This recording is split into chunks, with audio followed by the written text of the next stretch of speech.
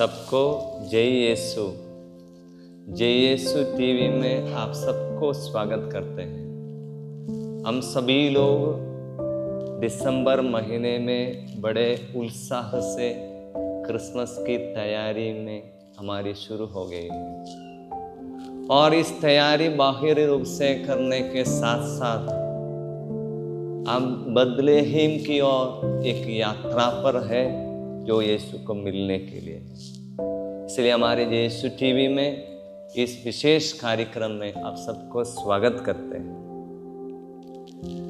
2025 साल इस वर्ष में जब हम क्रिसमस मनाते समय में बहुत बड़ी विशेषता है, क्योंकि यीशु का जन्म का पर्व का जुबली हम मना रहे हैं। क्रिसमस की हम जुबली मना रहे हैं, इसलिए जुबली हम बड़े उत्साह से मनाने के लिए कोशिश करेंगे।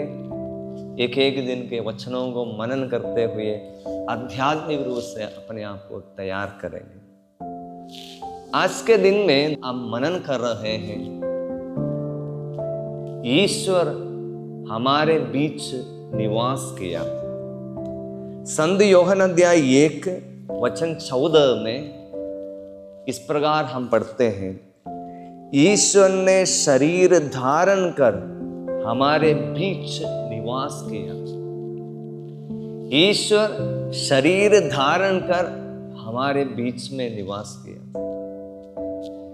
एक तो बहुत बड़ा रहस्य है, ईश्वर मनुष्य बनना। दो बात इसमें, एक तो ईश्वर मनुष्य बनना, दूसरा है मनुष्यों के बीच में रहना। फिलिपियों के पत्र में अध्याय 2 में बहुत ही सुंदर तरीके से संत पौलुस हमें इसी आध्यात्मिक रहस्य को समझाने के लिए कोशिश करते हैं। फिलिपियों के पत्र अध्याय 2 वचन 6 और 7, वह वास्तव में ईश्वर थे और उनको पूरा अधिकार था कि वह ईश्वर की बराबरी करे, फिर भी उन्होंने दास का रूप धारण कर तथा मनुष्यों के समान बनकर अपने को दीनहीन बनाया। संत एफ्रेम कहते हैं, ईश्वर मनुष्य बनना वो दो चीज का प्रकटन है।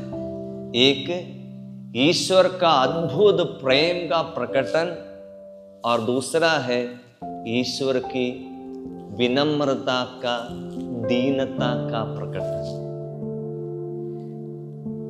मैं इसके बारे में मनन करने के लिए बहुत दिनों से कोशिश कर रहा हूं, मैं कहीं पहुंच नहीं पा रहा हूं।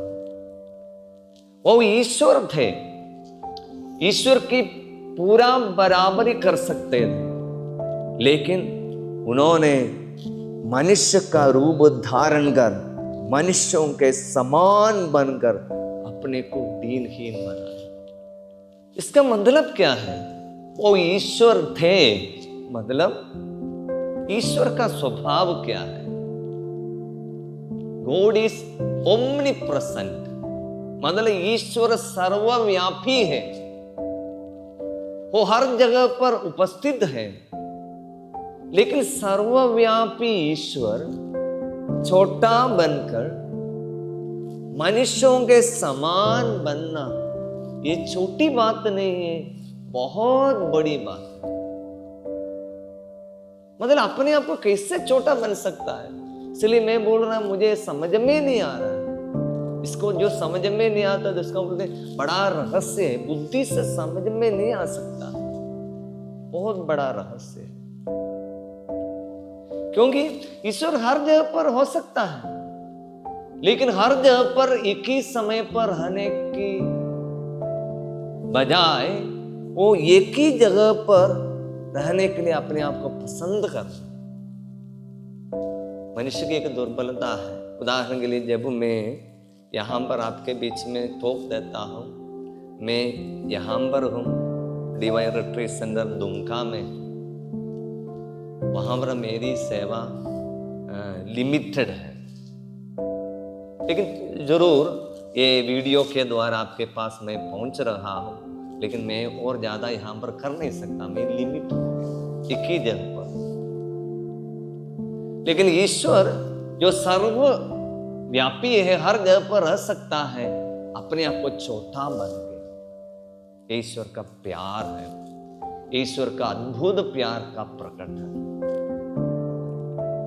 दूसरी बात है, वो मनुष्यों के समान बन गया और मनुष्यों के बीच में निवास किया। मनुष्यों के बीच में, मनुष्यों के समान बनकर मनुष्यों के बीच में निवास कर। पुराने विधान से लेकर प्रकाशना ग्रंथ तक यह बात की खुलासा होता है। लेवी ग्रंथ में अध्याय 26 में प्रभु का वचन कहता है, मैं मनुष्यों के बीच में निवास करूंगा। और प्रकाशना ग्रंथ अध्याय 21 में प्रभु का वचन कहता है, तब मुझे सिंहासन से एक गंभीर वाणी एक आते हुए सुनाई पड़ी, देखो यह है मनुष्यों के बीच ईश्वर का निवास, मैं उनके बीच निवास करूंगा, वे उसकी प्रजा होंगे और ईश्वर स्वयं उनके बीच रहकर उनका अपना ईश्वर होगा। मतलब पुराने विधान से लेकर ईश्वर की एक प्यार धीरे धीरे प्रकट किया जा रहा है। मैं मनुष्यों को अकेला नहीं छोड़ूंगा, मैं उनके साथ रहूंगा।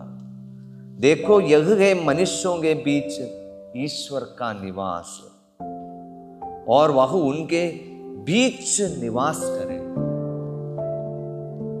इसलिए प्रियजनों, क्रिसमस के लिए जब हम तैयारी करते समय में, क्रिसमस ये त्योहार है, ईश्वर स्वर्ग छोड़कर मनुष्यों के बीच में आने का त्योहार, मनुष्यों के बीच में निवास करने का उनका आग्रह को याद करने का त्योहार। एक बार एक बच्चा ने हवा में, मतलब आसमान में उड़ते हुए एक फ्लाइट को, हवाई जहाज को देखते हुए पापा से पूछा, पापा ऊपर में बहुत तेजी स्पीड में काफी आवाज में जाने वाली ये क्या चीज है? पापा ने बोला, बेटा ये हवाई जहाज है। तो वो क्या है? बेटा ने पापा से पूछा, बेटा उसमें लोग सफर करते हैं, एक जगह से दूसरे जगह तक बहुत ही स्पीड में जाते हैं। तो बेटा ने पूछा, लेकिन लोग इतना दूर में कैसे चढ़ते हैं उसमें? तो पापा ने बोला, बेटा ये फ्लाइट है ना, नीचे उतरेगा और मनुष्यों को उसमें चढ़ने के लिए मौका देगा, उसके बाद उड़कर दूसरे जगह पर ले जाता है। प्रियजन, यही है क्रिसमस में, आसमान में उड़ने वाले जो फ्लाइट, जो जिसके लोग इसमें जो बैठा नहीं है उनके लिए एक आश्चर्यजनक चीज है, लेकिन जिसमें जो बैठा है, जो फ्लाइट नीचे उतरने के बाद बैठा है, वो अपना अनुभव किया है। उसी प्रकार है, हर जगह पर ईश्वर को एक अदृश्य ईश्वर के रूप में लोगों ने अनुभव किया। ईश्वर को अपने सानिध्य को कोई एहसास नहीं किया। इसलिए जब वो पिता ईश्वर अपने प्यार हमारे बीच में प्रकट किया है कि अपने एकलौते पुत्र को हमारे बीच में लेकर, so that God can be tangible, मतलब ईश्वर को हम टच करें, अनुभव करें, ईश्वर को अनुभव करने का एक मौका मिला। हम मसीही लोग जब क्रिसमस मनाते समय में ईश्वर का सानिध्य को एहसास करने के लिए, जो मनुष्यों को 2025 साल पहले जो मौका मिला है, उसकी ताजगी से, उसका ताजा अनुभव एक एक बार क्रिसमस में हम लोग मनाते हैं। ईश्वर हमारे साथ है, वो हमारे बीच में है। वो क्यों हमारे बीच में आया? एक मनुष्यों को समझने के लिए, उनकी दुख दर्दों को समझने के लिए, उनकी बीमारी को समझने के लिए, उनको कष्टों को समझने के लिए। सवाल आएगा हमारे मन में, क्या है ऊपर में रहते हुए वो समझ नहीं सकता है क्या? उसका जवाब मैं ऐसे बोलूंगा, ऊपर में रह कर के समझ तो सकता है, लेकिन हमको ये एहसास नहीं होगा, है ना। ऊपर में बैठकर समझ सकता है, लेकिन हमको भी एहसास दिलाने के लिए कि ईश्वर देखो हमारे बीच में आया। इसलिए हम पूरा नया विधान में जो यीशु का सानिध्य को लोगों का अनुभव करने के लिए हमें बार बार ये बात हमको देखने के लिए मिलेगा। यीशु जहां जहां चलता था, रोगी, दुखी, दुर्बल, कमजोर, बीमार से पीड़ित लोग, शैतान के वश में आए हुए आपतूदग्रस्त लोग, मतलब नाना प्रकार के समस्या से गुजरने वाले सभी लोगों ने यीशु का सान्निध्य को एहसास किया। इसलिए वचन में हम देखते हैं यीशु को संध्या के समय में लोग यीशु के पास आया, जितने भी लोगों को लेकर आया सभी लोगों ने यीशु चंगा किया, सभी अबदूतों को निकाला, हाथ रख कर सभी लोग यीशु ने चंगा किया। कोड़ी होंगे भी, जो कोड़ी के पास कोई नहीं जाता है, कोड़ी दूर दूर से जब भी कोई लोग आता है तो घंटी बजाते हुए आवाज देता है कि कोई पास में नहीं आ जाए, लोग सब कोड़ी से दूर हो जाता है। लेकिन कोड़ी को भी एहसास दिलाने के लिए कोई भागना नहीं है, मैं तुम्हारे पास आ रहा। एक टैंजिबल एक्सपीरियंस, एक अनुभव, ईश्वर अनुभव में बन जाता। प्रियजनों, क्रिसमस मनाते समय में ईश्वर हमारे लिए अनुभव बनना है। बहुत बार हम जरूर क्रिसमस मनाया है, तो ईश्वर का मेरा अनुभव क्या है? क्या मैं अपने जीवन में ईश्वर को अनुभव करते हैं? क्या मेरे एहसास क्या है? मेरे ईश्वर का एक यीशु को जो हम विश्वास करते हैं, मेरा यीशु का क्या एक्सपीरियंस है? मेरे दुख में, मेरे दर्द में, मेरी बीमारी में, मेरी परेशानी में यीशु का मेरा अनुभव क्या है? ये मात्र क्रिसमस में नहीं, जो बाहर जो सजाता है, लाइट है, इल्यूमिनेशन है, सजावट है, तारा है, चरणियां मना रहे हैं, ये सब एक एक्सपीरियंस दिला रहा है, एक सुंदरता, एक आकर्षण वाली चीज है। हमारे आंगों को बहुत अच्छा लगता है, देखने में बहुत बड़ा आनंद एहसास होता है कि ये सब हमारे जीवन में एक यीशु अनुभव में बनना चाहिए। इसी अवसर पर ये जो ईश्वर जब हमारे बीच में निवास किया है ना, एक बहुत संदेश इसमें से हमको लेना है। संत अथनेशियस नामक ये महान संत ने कहा, ईश्वर क्यों मनुष्यों के बीच से आया पता है? God became human so that God want to fill the gap between God and human being. मनुष्य और ईश्वर के बीच में जो खालीपन था उसको जोड़ने के लिए, एक पुलिया के समान जोड़ने के लिए ईश्वर मनुष्य के बीच में। जरूर हमारे बीच में कहीं खालीपन, कभी कभी हम एक दूसरे को के साथ मिल नहीं सकता है। ये ईश्वर जो यीशु जोड़ने वाला है, वो पिता से मेल मिलाप कराने वाला है। तो ये क्रिसमस हमें एक दूसरे से मिलाना चाहिए। मैं भी एक दूसरे के साथ में शांति प्रेम से मिलने का एक अवसर बनना चाहिए। दूसरा एक और संदेश है, जब ईश्वर हमारे साथ है, बोलते हैं ना, सानिध्य में बन जाता है ना, एक सवाल हमारे मन में आना बहुत जरूरी है। हमारे परिवारों में क्या मेरा सानिध्य दूसरे लोगों के लिए क्या आशीष का कारण बन जाता है? विशेषकर हमारे इन दिनों के परिवारों में छोटे छोटे बच्चे लोगों को हम क्या करते हैं, एक छोटा सा 1 साल भी नहीं होता है, उनके हाथ में मोबाइल देते हैं। मैं कुछ दिन पहले कलकत्ता से आ रहा था, आते समय में एक मम्मी बच्चे को 1 साल भी नहीं हुआ है, उसके हाथ में मोबाइल दिया है, पूरा कार्टून देख रहा है, बीच में रोना शुरू किया। तो मम्मी बोल रही, बेटा बेटा सॉरी सॉरी सॉरी, नेट खत्म हो गया है, नेटवर्क नहीं मिल रहा। तो बच्चा रोना शुरू किया। देखो पहले में ये मम्मी उसके लिए सानिध्य बन जाता था, अभी वो मम्मी वो बच्चे के लिए सानिध्य बनना नहीं चाहती है, उसके लिए मम्मी का सानिध्य से भी अच्छा मोबाइल का सानिध्य है। जब नेटवर्क खत्म हो गया, बच्चा रोना शुरू किया। एक बहुत विडंबना है, ये बहुत बड़ी दुख की बात है।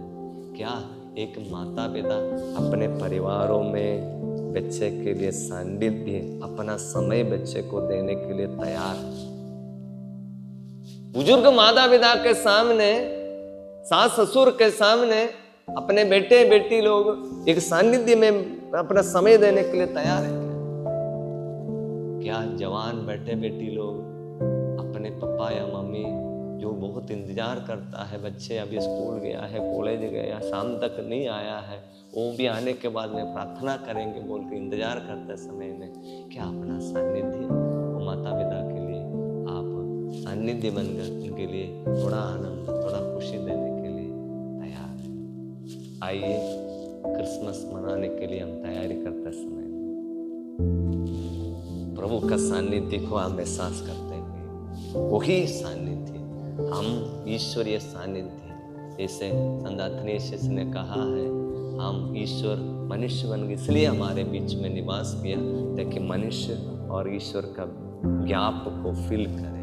इसलिए हम भी हमारे परिवारों में, हमारे रिश्तेदारों के बीच में थोड़ा ज्ञाप है, थोड़ा खालीपन है, थोड़ा सूखापन है, थोड़ा सन्नाटा है, ये सब दूर करके क्रिसमस के इस अवसर हमारे सानिध्य द्वारा दूसरे लोगों को भी आशीष प्रदान करें। हम प्रार्थना करेंगे। सर्वशक्तिमान ईश्वर, हम आपको धन्यवाद देते हैं, आपने एकलौते पुत्र यीशु को हमारे बीच में भेजा ताकि उनके सानिध्य को एहसास करते हुए हम आपका प्यार को अनुभव करें। प्रभु हम प्रार्थना करते हैं, हमारा जीवन छोटा सा है, जब जितना भी आपने हमें समय दिया है वो समय हमारे परिवारजनों के साथ में, दुखी लोगों के साथ में एक सानिध्य बनकर उनके लिए आशीष का कारण हम बन जाए। प्रार्थना करते हैं हमारे प्रभु क्रिस्त के द्वारा। आमीन। God bless you. Happy Christmas.